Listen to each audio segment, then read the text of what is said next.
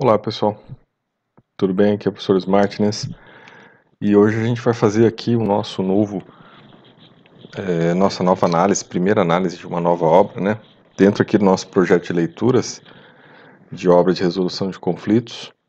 Hoje nós vamos começar uma nova obra, né? A nossa quarta obra que nós estamos estudando aqui nesse projeto de leituras. E hoje a obra se chama A Arte da Negociação, né? Como improvisar acordos em um mundo caótico. A obra é de Michael Wheeler, e a gente vai fazer a análise dela, né, uma pequena análise inicial. Nós já fizemos aqui uma leitura básica dos componentes iniciais desta obra, né. Dessa vez nós vamos utilizar aqui uma obra, um arquivo digital, tá, e utilizando isso aqui, né, para estudos acadêmicos. Eu gosto muito de utilizar obras impressas, né, minhas obras impressas, que eu prefiro fazer anotações no papel, mas dessa vez a cópia não chegou por problemas de greve no correio, então a gente vai utilizar aqui, né, conforme autorização aqui para estudos acadêmicos, tá? Primeira coisa aqui que a gente vê nessa cópia aqui, né, digital, é uma frase bem interessante aqui, que tem muito a ver com esse nosso estudo, né? Quando o mundo estiver unido na busca do conhecimento e não mais lutando por dinheiro e poder, então nossa sociedade poderá, enfim, evoluir a um novo nível. É interessante a gente perceber isso, né? Nas nossas aulas a gente agora também está com uma disciplina de teoria e prática de negociação e mediação. A gente tem falado, né, que em muitos dos conflitos a gente vai ter questões de dinheiro, poder ou sexo. Então é interessante a gente perceber nessa obra, né, que logo na frase de, né, numa epígrafe aqui da obra, a gente tem essa visão, né, dos problemas da luta por poder e dinheiro que movem nossa, né, sociedade. Fiz uma verificação já, fiz algumas marcações, né? Outra frase aqui, outra epígrafe que ele coloca aqui, né? Talvez aquela primeira tenha sido da editora, que talvez tenha sido do autor, né?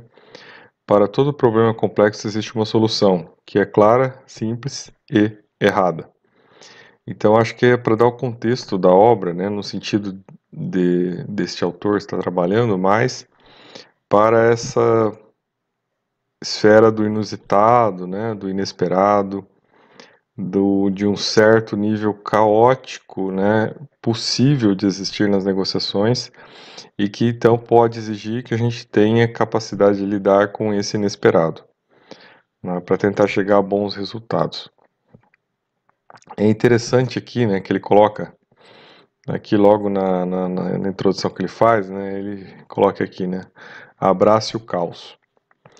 E ele faz algumas colocações bem interessantes aqui, né, falando da necessidade de mudanças estratégicas, de você estar preparado, né, para negociar. Ele faz alguma alusão aqui, né, à história do projeto Harvard de mediação e tentando demonstrar, né, que ele tem algum posicionamento um pouco mais aberto do que, né, a proposta do projeto Harvard, né, que ele coloca como um processo de resolução de conflitos mais estática, enquanto ele prefere trabalhar dentro do processo mais dinâmico, né? E daí ele se entender que tudo deve ser feito em ciclos rápidos de aprendizagem, adaptação e influência. Então ele tenta fazer desse contexto, né, algo que é inerente às negociações e que para ele é importante para que se chegue a bons resultados. Que você tenha a capacidade rápida de aprender, né, a partir do inusitado, do que vem numa negociação, que você se adapte rápido a essas mudanças, né? E aí você tem a capacidade de gerar uma proposta que crie uma influência que permita o acordo.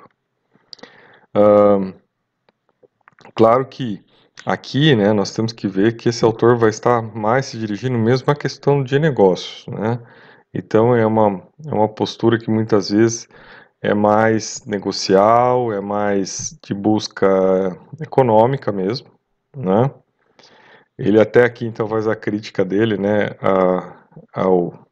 a clássica obra, né, de como chegar ao sim, negociação de acordos sem concessões, lá do projeto Harvard, né, a obra base de todos os estudos que a gente faz, né, sobre esse assunto. E ele, claro, coloca aqui alguns elogios, tece, né, traz aqui uma síntese do que é aquela obra, né, tenta aqui, né, demonstrar o que estava ali naquela obra em jogo, né, claro, ele procura dar um fundamento dizendo que tem sua validade, tem, né, sua importância, e, que, claro, que ele não está em nenhum momento aqui colocando em questionamento ou afastando as ideias do projeto Harvard, né? Mas ele está aqui colocando uma tentativa de trazer uma contribuição maior para, né? Até ele coloca aqui, ó, portanto, 2 salvas de palmas para a negociação ganha-ganha. Então ele faz um elogio, tudo. O que ele tenta trazer aqui, né, é talvez alguns pontos falhos que o projeto Harvard não tem enfrentado, e ele até cita aqui, né, o próprio Roger Fisher muitas vezes começa suas apresentações rasgando seu best-seller em 2 partes para demonstrar a necessidade de novas ideias. Então, na verdade, ele quer demonstrar que ele está trazendo uma complementação ao projeto Harvard, né, às obras oriundas do projeto Harvard. Então, não se trata aqui, né, de uma antítese, mas sim, né, de uma nova síntese, onde ele vem para contribuir com a pesquisa, né, inicial do projeto Harvard e aí, claro, acrescentar um paradigma também, uma visão mais de uma dinâmica, né, de negociações que levem em consideração a criatividade, principalmente, né, a capacidade de você gerar novas possibilidades, né, ao estar negociando. Então, claro, ele fala, né, ó, se a gente trabalha com metas estáveis, né, nós temos mais segurança, né, podemos lidar mais com resultados, mas nós podemos também ter a, a busca, né,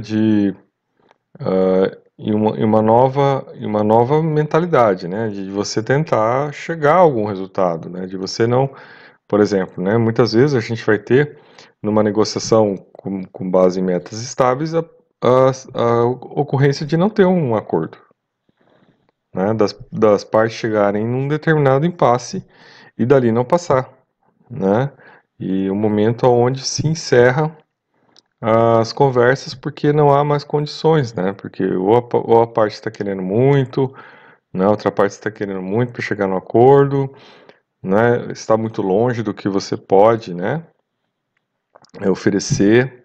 Então tudo isso acaba, né, gerando um momento em que a negociação pode parar ali, né?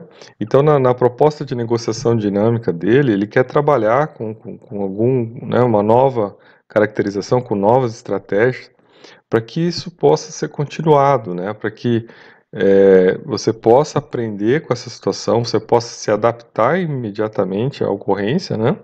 E a partir dali tentar gerar uma nova saída, um novo caminho de realização. Então é bem interessante essa leitura que ele faz, né, enquanto saídas técnicas para impasses, né, em momentos em que a negociação pode chegar no ponto em que se encerra a conversa, né, se encerra a comunicação e aí não há mais o que fazer. Então aqui seria, né, esse complemento, né, de uma tentativa de você criar, né, aproveitar e criar uma situação totalmente e inverter o fluxo das coisas. Ele até cita um exemplo no começo do livro que eu achei muito interessante de uma negociação, né, de uma empresa que estava buscando se expandir e adquirir outras empresas próximas, né, no mesmo ramo.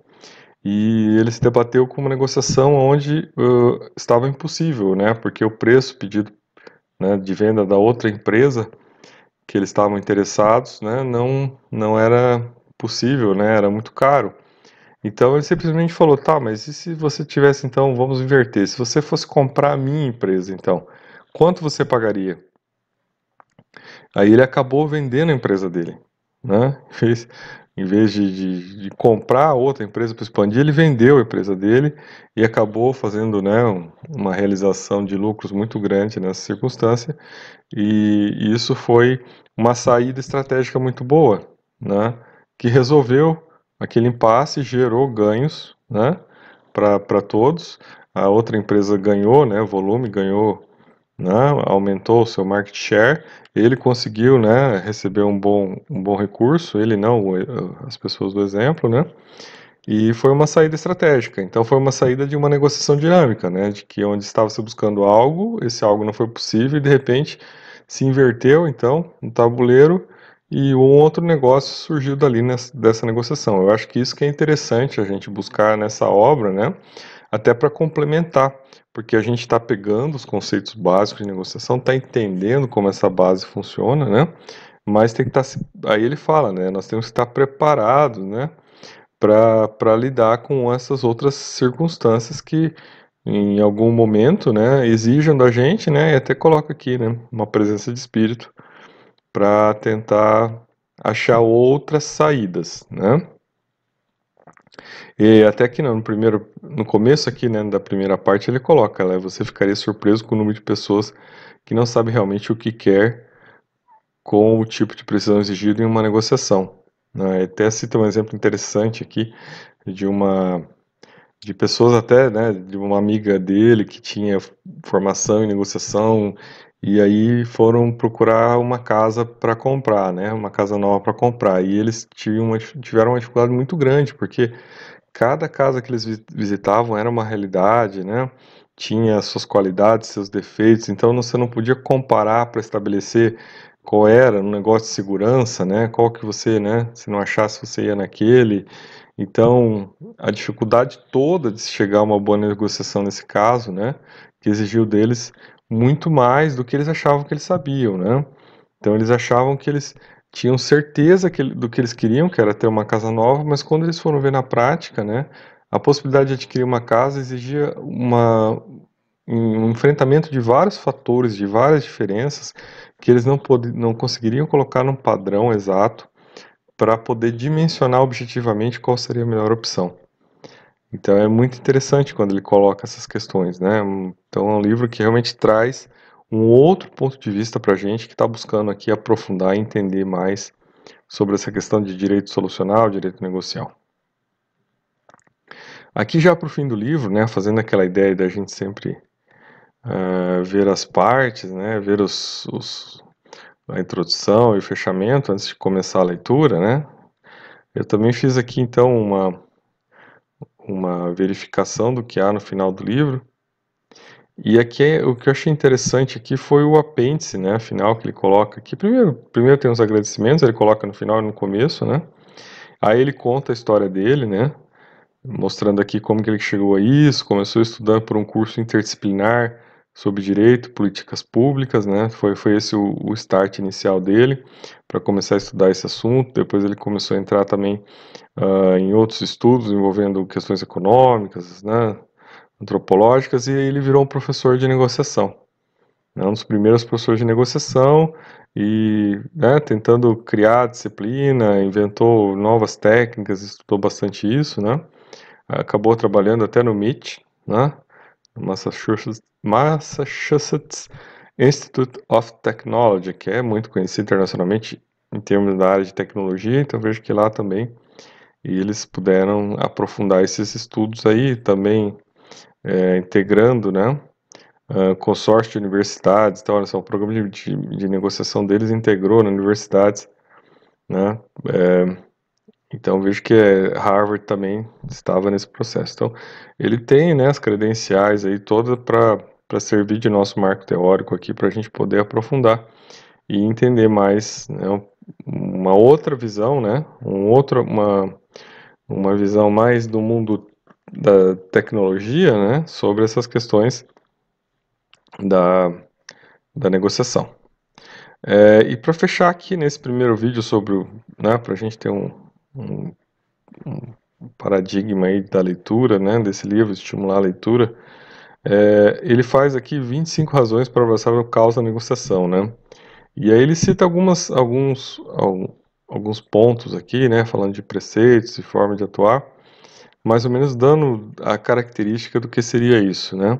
Em nenhum momento, assim, ele coloca a negociação, né, no meio de um caos, como algo impulsivo, que você vai fazer sem medir consequências. Pelo contrário, né?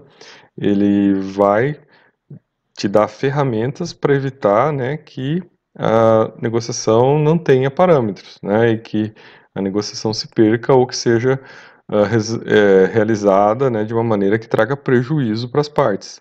Então não é essa a ideia, né? A ideia toda é de que por mais dinâmico, né, mais interativo, mais inesperado, né, mas com mais aspectos de incerteza tem o negócio, mesmo assim você pode se balizar, você pode ter uma técnica, você pode ter, né, conhecimentos prévios que vão ajudar você a quebrar certos impasses, né, daqueles métodos mais estáticos, chegar a saídas ganha-ganha que tragam resultados positivos para as pessoas que estão negociando. Essa deve ser a grande contribuição dessa obra, né? Então é o que ele procura é, trazer aqui, né? Então algumas, até, por exemplo, umas afirmações importantes aqui dessas 25 considerações dele, né? Na negociação não temos pleno controle sobre o nosso destino. Exatamente onde terminamos e como chegamos lá são determinados também pelas necessidades, percepções e natureza das contrapartes. Né? Então, ele fala muito aqui, a gente percebe que é uma ideia de sistema, né? Então, todo sistema tem sua característica própria e só da junção de todos nesse sistema é que nós podemos saber qual é o resultado ali a ser obtido. Então, é bem interessante, veja como ele acrescenta, né, dados e tecnologias aqui, coisas que a gente realmente tem muito a aprender lendo essa obra. Aí ele fala aqui, ó, no sucesso na educação depende de sorte e habilidade. Sorte, em termos de nossas circunstâncias com quem fazemos negócio. Habilidade, em relação à nossa habilidade de analisar nossa situação e influenciá-la positivamente.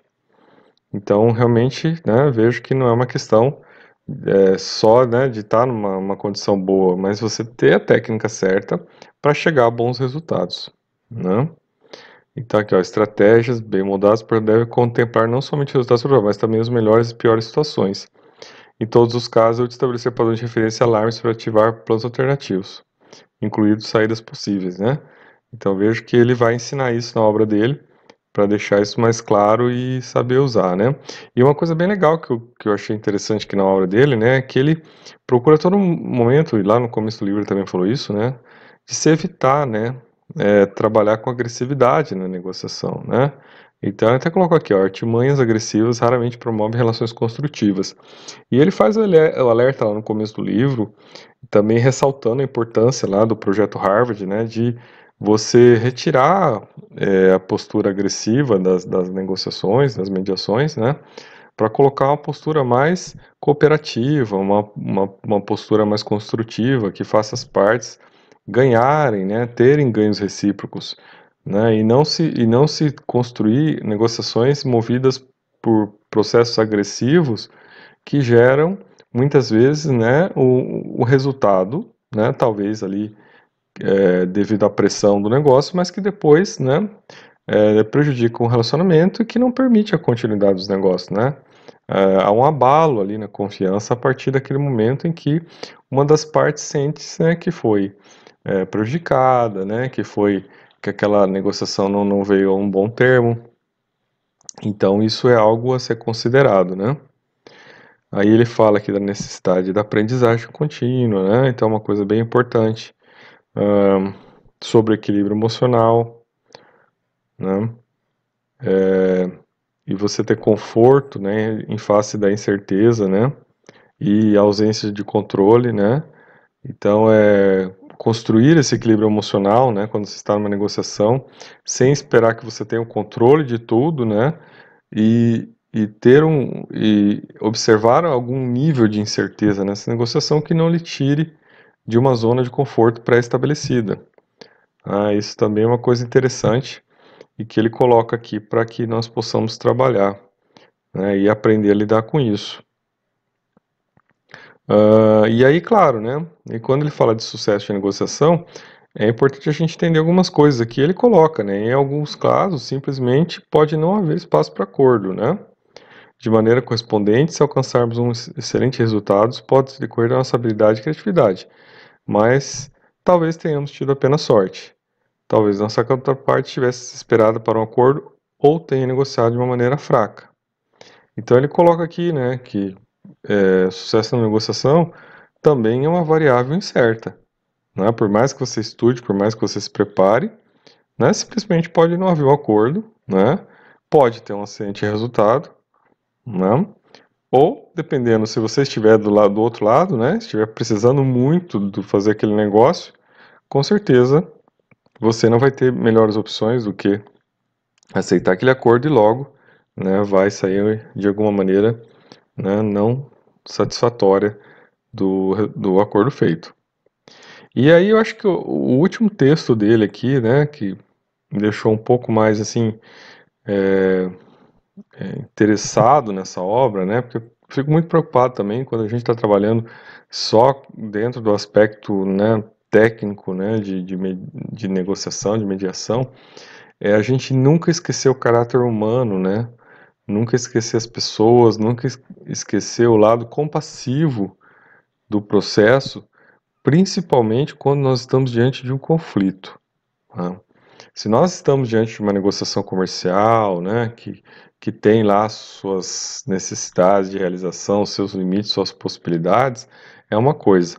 Mas quando nós estamos diante de uma negociação que envolva um conflito interpessoal, que envolva, então, né, aquela situação de uma interprisão, de uma tragédia pessoal, que é o próprio conflito, né? Da ideia de uma doença psicossomática.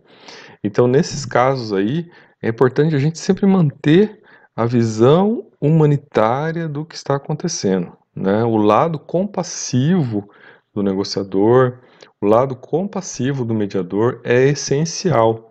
Por quê? Porque nós temos que ver as pessoas, né, pelo lado daquele sofrimento que está acontecendo, para que nós possamos construir um resultado melhor para elas, né? E isso se faz, né, não se perdendo somente em busca de objetivos, né, em busca de resultados, né, em termos patrimoniais, em termos financeiros, mas sim em termos de satisfação humana, né, de conseguir fazer com que aquelas pessoas, né, saiam daquela interprisão, daquele problema estabelecido para uma solução que seja minimamente satisfatória a todos. Eu acho que essa é a nossa missão, né? Essa é a missão maior, né? E voltando lá na primeira frase do livro, né? De nós não pensarmos só em dinheiro e poder, né? Mas pensarmos em algo além disso para nós entrarmos realmente num novo nível existencial. Então a negociação é um importante e recorrente processo em nossa vida, em nossas vidas profissional e pessoal. Mesmo a melhoria modesta em nossas habilidades pode melhorar significativamente o nosso bem-estar.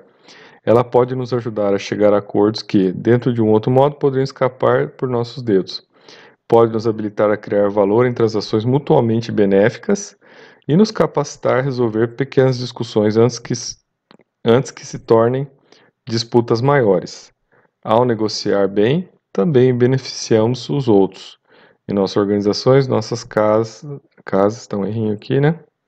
E nossas comunidades, tá? Então, eu acho que o fechamento aqui das técnicas, né, permite que a gente vá, né, tentar ler essa obra com bons olhos e entender a importância, né, da negociação na nossa vida, por ser algo que envolve nossas relações de comunicação e alteridade com os demais, e também por ser algo que pode melhorar, né, a qualidade de vida, né, pode melhorar a circulação de riquezas, pode melhorar né, a forma como nós interagimos, né, na sociedade, o nível de comunicação, né, e a criação realmente de situações mais próximas, melhores para todos.